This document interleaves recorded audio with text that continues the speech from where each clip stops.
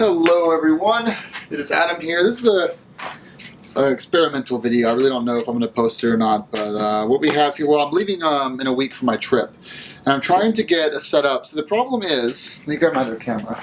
The problem has been, oh, Porter's here to say hi. Should we say hi to Porter? Hello, Porter. Hi. Well, it's almost time to put the Michelin Pod Super Sports back on too. Very exciting. So the problem is that I absolutely love the TomTom Bandit. I love it. It doesn't shoot 4K 30 FPS like the GoPro Hero 4 does, but it's great for a 1080p 60 frame a second camera. Very compact. The battery life is actually significantly better than the GoPro Hero 4. I can get an hour of recording out of this 1080p 60 versus like 30 minutes at 1080p 60 on the Hero 4. And I've got 3 batteries for it. So they're all high capacity batteries. Always fully charged, and it just doesn't hold up. Also, this is more streamlined for all my face on my helmet. So you put it right next to the face. That doesn't catch the wind as much, where this just hits against the wind.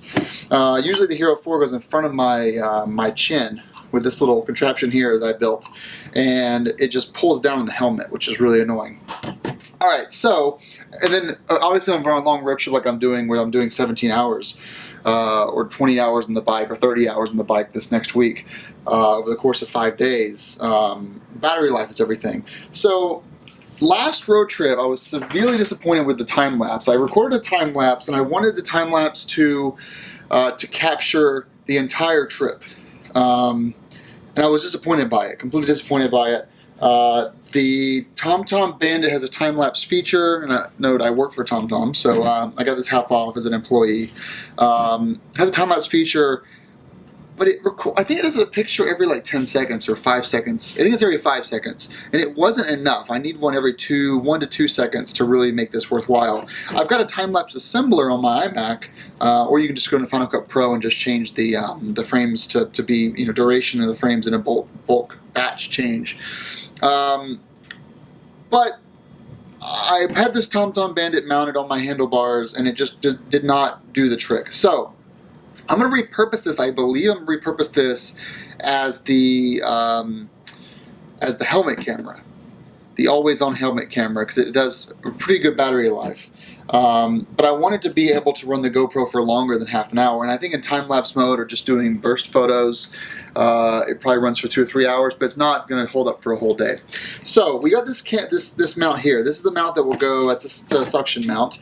This is the skeleton, and with this one, it's actually really nice because you've got the USB port on the side here, so I can plug it into the bike and charge it all day and record. But when it rains, we're gonna have some problems. So I'm going to take this guy. This is actually the Sena backpack plastic case that comes with the Sena. And the reason why it's for the Sena is because this guy goes in the back of the GoPro. So let's take this out here. It's a watertight case.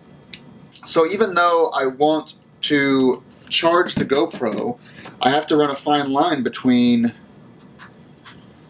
waterproofness and ultimate experience charging. So when this is plugged in, the Sena is sending analog audio to the GoPro. It's also sending power to the GoPro if it's plugged in. So you can plug in the 1 micro USB back here, and it sends power. So we have this guy here. It's going to go in, close that up, and boom. Now, I'm trying to figure out, if you look closely here, I don't even know if that autofocus is going or not. Let's see. Yeah, it's good enough. If you look closely here, it's actually a little bit of a gap between the two. So I'm wondering, is there a way to modify this case to constantly be charging? Or should I grab a different GoPro case and do a completely different approach here? Okay, so I've decided, because I do vlog with this sometimes and I want to keep this waterproof, I might consider modifying the stock Hero 4 case. And then putting that on the sticky at the front of the thing. So many GoPro accessories. So let's take the Sena off of here and put this guy in the stock case.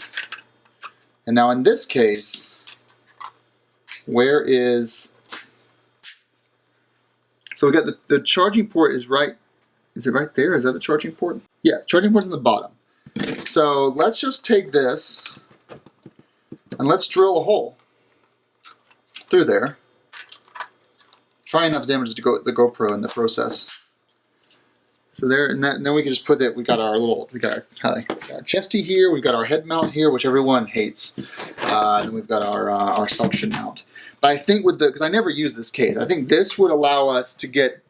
It wouldn't be submersible, obviously, but it would allow us to get pretty close to waterproof, at least enough for like light rain, and still get the time lapse going. I could put the GoPro probably on the beak of the motorcycle.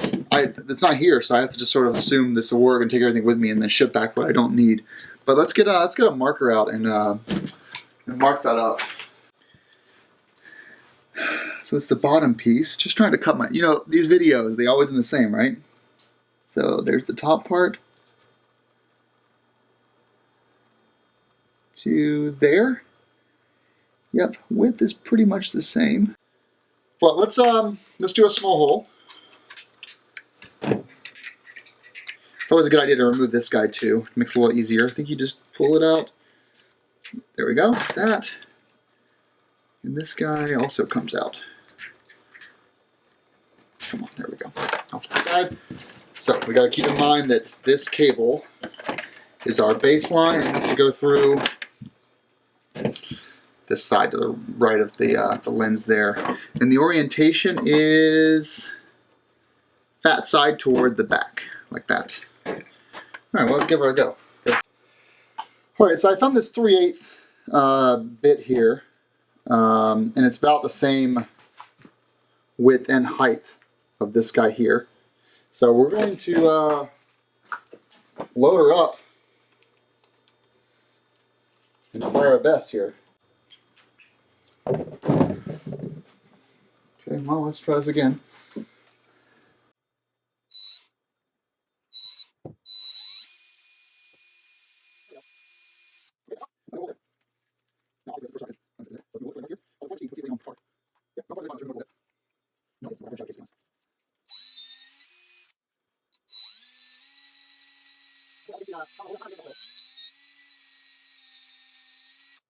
That's kind of there.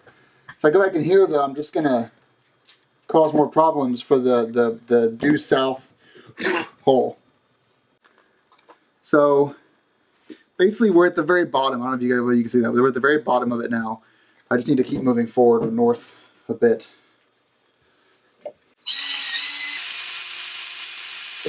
I'm out.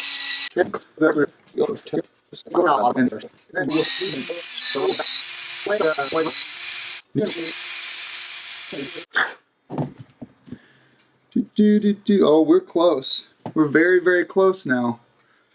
So it looks like I need to come out on all sides actually. Unless we can shave back this guy a little bit. But actually I think I want to keep that sizing though to maintain the waterproofness of it.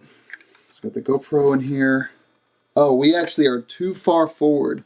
I gotta make big strides to go backwards here. All right. By golly, we might have it. I'm going to plug into a USB port and see if that charges. It's not well, you know what though? I actually should aim to get this thing all the way flush because the vibration of the motorcycle will impact the things a bit. I want it to actually be completely flush. Actually, I think we might be. So we got the plug right here. You can see the opening. This guy goes in like this. Yep, it is all the way in. I don't know if you can see the back there or not, but we are in. So let's clean this out. Oh, that's what happened. That was catching there. Just shake this guy off with the edge of the screwdriver. There we go. Now, the unknown is going to be how do I waterproof this guy? Let's put this back on. Because obviously we've ruined the power of the case.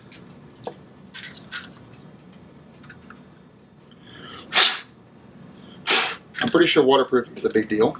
So that's all done. It's all sealed up. Obviously, you can't take it scuba diving anymore. And then we take this guy and put it straight through. Maybe what I'll do for the trip is just top the whole thing, top this side with like small bits of electrical tape. Just keep some electrical tape with me. What I could do is I can cover the whole thing with electrical tape or Gorilla tape, and then push this through the Gorilla tape, and then it would kind of seal around it, I think. And then this can kind of rope back around to my USB charger on the bike. Ta-da! That's all I really want to show today. So we have a case that can charge. I could wear it on my chin quite easily. I should actually go ahead and pack that now. The one thing that goes in here. Actually, no, I have it on the bike. But I could wear it on the chin if I wanted to swap this out and do a chin time lapse. But the problem is, without this backpack on, there's no audio, and I kind of like to keep this thing intact for audio sessions when I'm vlogging. So that is all for this video, I guess. So what we're going to do is we're going to keep this guy. This comes off. We're going to keep the TomTom on the handlebars, maybe facing towards me. And then we'll keep this facing towards the front, either on the tank or the beak of the bike. The beak has a lot of air, so it might be dumb. We'll see. If I put it on the tank, though, the waterproofness won't matter as much because it won't be as wet because the water will be going over the windscreen. And then finally, this will be on the times I actually want to like do some twisty roads with just you guys and talk and vlog a little bit along the trip. Well, thanks so much for watching. I know this was a long video, but a long video just to drill a hole in here. But I had to kind of work it out in my head first to see what the best route was, and I think by golly, we've got it. Thanks for watching. Have a nice day.